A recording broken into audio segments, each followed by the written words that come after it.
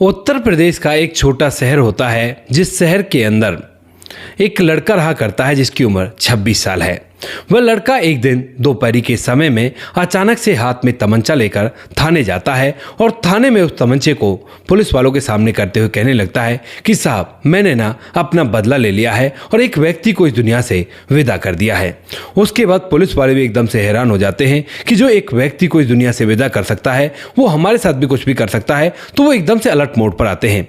उसके बाद जो पुलिस वाले होते हैं उसके तमंचे को लेते हैं, उसे बैठाते और पूछते हैं कि क्या हुआ और क्या क्या तुमने किया है। तो यहाँ पर वो एक एड्रेस बताता है और उस एड्रेस पर जाकर देखने के लिए कहता है। पुलिस वाले उस एड्रेस पर जाते हैं तो वहाँ पर एक व्यक्ति की बॉडी पड़ी हुई थी जो कि घर के आंगन में बैठा हुआ था और वहाँ पर कुछ काम कर रहा था।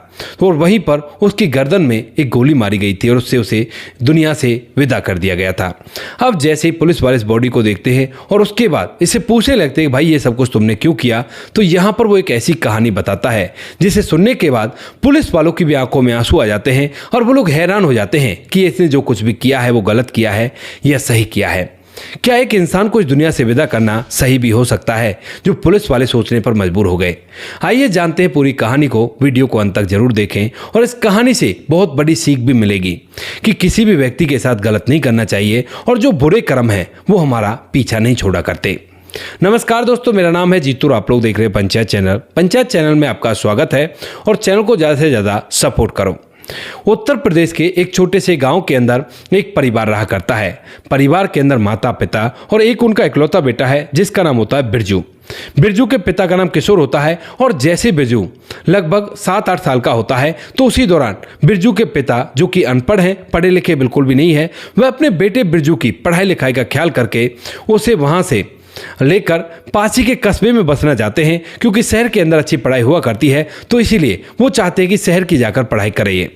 तो इसीलिए वह जैसे तैसे अपना सिस्टम सेट करते हैं, यानी कि अपना शहर में रहने का इंतजाम करते हैं और उसके बाद शहर में रहने के लिए चले जाते हैं। पिता जो थे किशोर, वह फेरी लगाया करते थे, शहर से सब्जियां खरीदा करते सुबह सुबह और उसे आसपास के गांव में बेचकर आ जाया करते। अब इसके बाद धीरे धीरे समय बीतता है और समय के साथ साथ जो बिरजू होता है वह भी स्कूल में पढ़ने लगता है और अच्छी तरह से वो पढ़ाई लिखाई किया करता है। पढ़ने लिखने में बहुत अच्छा होता है और धीरे धीरे वह 15 साल का भी हो जाता है। जब वह 15 साल का हो जाता है तो अब तक अपने परिवार के काम धंधे में उनका हाथ बटाने लगता है, क्योंकि माँ भी बाहर जाकर दूसरों के घरों में काम किया करती और पिता फेरी लगाया करते, साइकिल पर कुछ फल और सब्जियों को टोकरी में रखकर बेचा करते।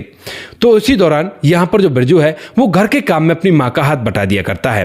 तभी एक दिन की बात होती है, संडे का दिन था, स्कूल तो बिरजू को जाना ही नहीं था और उसी दिन जो पिताजी होते हैं वह किसी काम से गाँव जा रहे थे।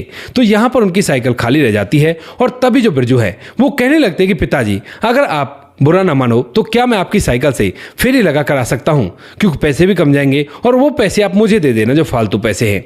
अब इस बात को सुनकर जो पिता हैं वो बेटे को देखकर मुस्कुराते हैं और कहते हैं कि सच में बेटा, तू तो बड़ा हो गया, जा तेरा मन कर रहा है तो बेशक से तू जा सकता है। उसके बाद जो बिरजू, जिसकी उम्र 15 साल है, वह अपने पिता की साइकिल में कुछ फल या सब्जियां खरीद कर रखता है और उसके बाद उन फल और सब्जियों को लेकर इधर उधर बेचने के लिए निकल जाता है। अब जो कस्बा था उसके पास ही में लगभग 2 से 3 किलोमीटर दूर एक गांव था और उस गांव में जाकर जो लड़का बिरजू होता है यह उन फलों की फेरी करता है और सब्जियों की फेरी करता है। धीरे धीरे लगभग दोपहर के लगभग जब 1 बजता है तो 1 बजे तक वो सारे के सारे फल और सब्जियां बिक चुके थे और जो भी पैसे थे वो उसके पास आ गए थे। उसके बाद जो बिरजू होता है वह वहाँ से वापस लौटने लगता है और तभी गर्मियों का समय था, बहुत तेज धूप पड़ी हुई थी। तो सड़क किनारे उसे एक ट्यूबवेल चलता हुआ दिखाई दे जाता है, जिस ट्यूबवेल पर कुछ लोग नहा रहे थे। अब जैसे वो इस ट्यूबवेल को चलता हुआ देखता है तो उसके बाद बिरजू से रहा नहीं जाता, वह भी अपनी साइकिल खड़ी करता है और इस ट्यूबवेल पर जाकर अपने कपड़े उतारकर नहाने लगता है। वहां पर और लोग भी नहा रहे थे और जैसे ही नहाकर वहां से अपने कपड़े वगैरह पहनकर वापस के लिए निकलता है तो उसके बाद जैसे ही अपने घर पहुंचता है तो घर जाते ही जो वो लोग होते हैं जो नहा रहे थे उनमें से एक व्यक्ति के शायद पैसे किसी ने निकाल लिए थे। यहाँ पर जितने भी बच्चे नहा रहे थे उनमें से किसी ने, और उनका सीधा शक बिरजू पड़ जाता है, क्योंकि बिरजू एक फेरी वाला था और जब वो नहाने के लिए आया था तो उसी समय वो लोग उसे घृणा भरी निगाहों से देख रहे थे। लेकिन उसने शालीनता से पूछा और पूछने के बाद वो मना नहीं कर पाए और वह वहां पर नहाने लगा। लेकिन नहाकर जब वह चलता है और उसके बाद जो लोग वहां पर नहा रहे थे उनमें से एक व्यक्ति अपने कपड़ों को चेक करता है तो उनके कपड़ों में वो पैसे नहीं थे और उसके बाद उनका सीधा शक बिरजू पर ही जाता है। इसके बाद वो लोग इकट्ठा होते हैं और इकट्ठा होने के बाद ढूंढते ढूंढते बिरजू के घर भी पहुंच जाते हैं, क्योंकि रोज का आना जाना था उस साइकिल वाले का और उसे सब लोग जाना करते थे। तो जिस घर में वो किराए पर रहा करता था वो एक पुलिस वाले का था और जैसे शाम के समय वो लोग उसके घर पर पहुंचते हैं और बताते हैं कि इसने हमारे पैसे चोरी किए हैं। तो यहाँ पर जो पुलिस वाला होता है वो एकदम से धमकाते हुए उस 15 साल के बच्चे को बुलाता है।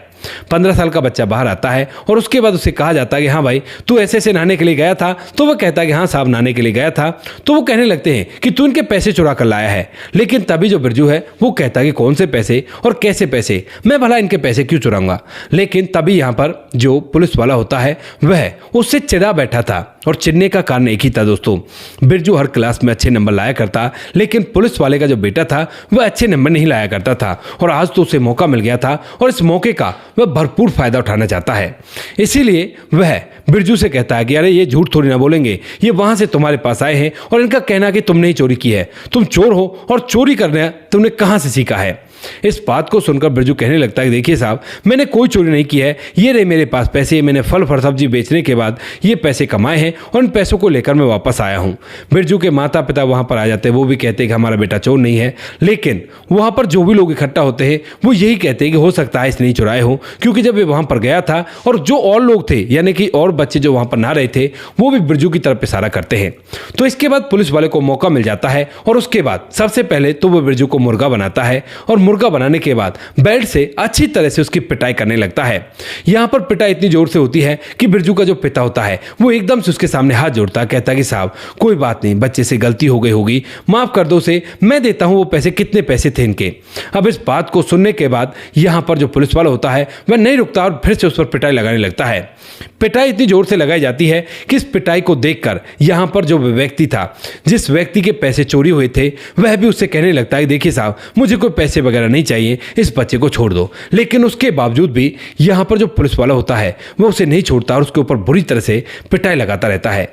जब बार बार वह उस पर पिटाई लगा रहा था और वह बिल्कुल बुरी हालत में हो जाता है तो यहां पर और लोग जो होते हैं वो उसे रोकते हैं और कहते हैं कि बच्चे की जान ही ले लोगे क्या। बिरजू जो होता है वो यही कहता रहा कि मैंने चोरी नहीं की है और मैं चोर नहीं हूं। लेकिन कोई भी उसकी सुनने वाला वहां पर नहीं था और जो पुलिस वाला था वह तो बिल्कुल भी नहीं सुन रहा था, क्योंकि अंत के दर्जे उन लोगों को तो यकीन आ गया था जो वहां पर खड़े हुए थे। लेकिन पुलिस वाले न जाने किस बात पर गुस्सा था और उसे बुरी तरह से पिटाई लगा रहा था। उस टाइम पर वो सर्विस में था और इसके बाद यहां पर जो बिरजू होता है वो मन ही मन इस बात को अपने मन के अंदर घर कर लेता है और सोचता है कि चाहे जो भी हो मैं अपनी इस बेइज्जती का बदला लेकर रहूंगा, क्योंकि यहां पर सभी लोगों के सामने उसे चोर बनाया गया था। अब जो बिरजू के पिता हैं वो बिरजू को लेकर अपने घर चले जाते हैं और वहीं पर रहने लगते हैं। वह दूसरा मकान भी बदल देते हैं, लेकिन जो बिरजू होता है वह इस बात को नहीं भूल पाता है। यहाँ पर उस दिन के बाद से जो बिरजू होता है वह अपनी पढ़ाई लिखाई में इस कदर से कमज़ोर हो गया था कि जो लड़का क्लास में फर्स्ट आया करता था वो बिल्कुल लास्ट आने लगता है और वो बातें उसे बार बार याद आया करती हैं कि लोग तुझे चोर कह रहे थे, क्योंकि जो बच्चे साथ में वहाँ पर नहा रहे थे वो लोग भी कह रहे थे कि यही चोर है, इसने चोरी की होगी। लेकिन अब इन बातों का बिरजू पर ऐसा इफेक्ट पड़ता है कि वो पूरी तरह से पढ़ाई लिखाई में कमज़ोर तो हो ही जाता है, ऊपर से उसका कहीं भी मन नहीं लगता है। माता पिता जब इस बात को देखते हैं तो उसके बाद कहने लगते हैं कि बेटा क्या हुआ, तुम्हारी पढ़ाई लिखाई इतनी कमज़ोर क्यों हो गई। तो उसके बाद जो बिरजू है वो कहता है कि कुछ नहीं माँ, बस ऐसे ही। यानी कि बिरजू ने अपने दिमाग में उस चीज़ को बिठा रखा था कि ये कारण है, इस वजह से हुआ है, और उसे भुलाने की भी कोशिश करता था। सोचता कि कोई बात नहीं, जो हो गया उसे भूल जाते हैं, आगे अपने जीवन को जीते हैं। लेकिन कहीं ना कहीं वो बात उसे समझ में आ जाया करती और दोबारा से उसके दिमाग में बैठ जाया करती।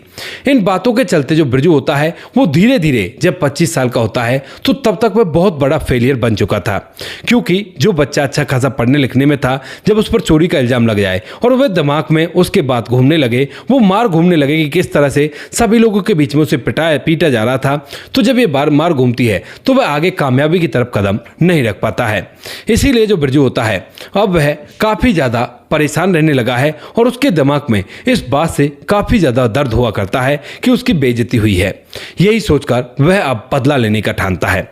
सोचता है कि कोई बात नहीं, उस टाइम पर तो मैं बच्चा था, लेकिन आज मैं अपनी उस बेइज्जती का बदला लूंगा। और इसी वजह से जो बिरजू होता है वह वहां से सीधा एक तमंचा खरीदता है जैसे तैसे, और तमंचा खरीदने के बाद सीधा उस पुलिस वाले के घर की रेकी करता है। लगभग 4 से 5 दिन में ये पता लगाता है कि वह कब अकेला रहा करता है, कैसे कैसे रहा करता है। और जब उसे अच्छी तरह से रेकी हो जाती है तो उसके बाद एक दिन अचानक से वह सीधा उस पुलिस वाले के घर जाता है। जब पुलिस वाला अपने आंगन में बैठकर कुछ काम कर रहा था, सुबह सुबह का समय था, और उसी समय जो बिरजू होता है वो उस तमंचे से उसको जाकर इस दुनिया से विदा कर देता है। विदा करने से पहले उसे बताता भी है कि मैं वही बिरजू हूं जिसको तुमने मुर्गा बनाकर इतनी बुरी तरह से पीटा था, और आज मैं अपना बदला ले रहा हूं। इससे पहले पुलिस वाला कुछ कह पाता, क्योंकि वो रिटायर हो चुका था और घर पर रहा करता था, उससे पहले वो गोली चला देता है और गर्दन में उसकी गोली मार दी गई थी। इसके बाद जो बिरजू होता है वह वहां से फिलहाल तो निकल जाता, फरार हो जाता है। चारों तरफ अफरा तफरी हो गई थी कि कौन इसे ऐसा कर गया। लेकिन उसके बाद जो बिरजू होता है वह सोचता है कि पुलिस से तो बचा नहीं जाएगा जब भी, तो अपने आप को सरेंडर कर देता हूं। लेकिन आज मुझे तसल्ली है कि जिस व्यक्ति ने मेरी जिंदगी बर्बाद कर दी, मैंने उससे अपना बदला ले लिया है। ऐसा सोचकर वह पुलिस थाने जाता है और पुलिस थाने जाकर पुलिस वालों को सरेंडर कर देता है। कहता है कि साहब, मैंने एक व्यक्ति को इस दुनिया से विदा कर दिया है और मुझे पकड़कर जेल में डाल लो। पुलिस वाले हैरान होते और कहने लगते कि कौन व्यक्ति और कैसे कैसे किया। तो यहाँ पर वह पुलिस वालों को ये पूरी कहानी सुना देता है, और इसे सुनने के बाद पुलिस वाले भी असमंजस में पड़ जाते हैं कि आखिर दोषी कौन है। क्या ये लड़का दोषी है या फिर दोषी वो व्यक्ति था जिसने इसकी जिंदगी को बर्बाद किया। अब इस बात के बारे में वो लोग फिलहाल तो कानून के हिसाब से तो दोषी बिरजू भी था, भले उसके साथ कितना ही गलत हुआ हो, लेकिन उसे ऐसा नहीं करना चाहिए था। लेकिन एक 15 साल के बच्चे के साथ ऐसा सलूक करना कहाँ का कानून है। जो कुछ भी आप कहना चाहते हो अपने कमेंट सेक्शन में लिख सकते हो, लोगों के साथ शेयर कर सकते हो। वीडियो अगर अच्छी लगी हो तो वीडियो को लाइक और चैनल को सब्सक्राइब जरूर करें, ताकि हमें थोड़ा सा हौसला मिल सके आप लोगों के लिए ऐसी अच्छी वीडियो बनाने के लिए। इन कहानियों को सुनाने का उद्देश्य किसी को परेशान करना बिल्कुल भी नहीं है। ये कहानी आपको इसलिए सुनाई जाती है ताकि आप लोग इन कहानियों में से कुछ ना कुछ सीख सको और अपने जीवन में उस चीज़ को अप्लाई कर सको। मिलते हैं किसी नेक्स्ट वीडियो नए टॉपिक के साथ, तब तक के लिए जय हिंद, जय भारत, जय हिंदुस्तान।